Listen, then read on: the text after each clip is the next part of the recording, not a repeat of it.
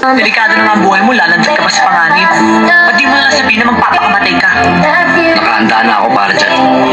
Para sa akin, impyerno lang ang bilangguan. Ayoko matuyo ang balat ko sa bilibid. Kaya nga nangako ko sa sarili ko. Hindi ako mahuli ng buhay sa kanila. Nag-iisa anak lang ako.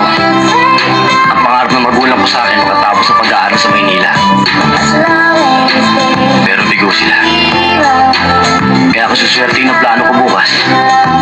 Hindi nasasama ang loob nila sa akin. Napakaganda talaga ng boses mo. Mahal mo ba ako? Ikaw naman nagtatanong ka pa.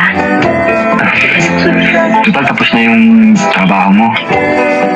Baka naman pwede tayong kumain sa labas. Eh, ang mami ko,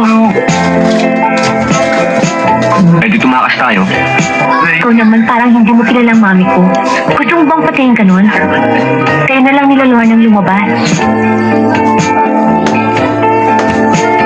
Kung namatay ako dahil sa'yo, okay lang. Ano bang gagawin ko? Para magustuhan ako ng nanay mo.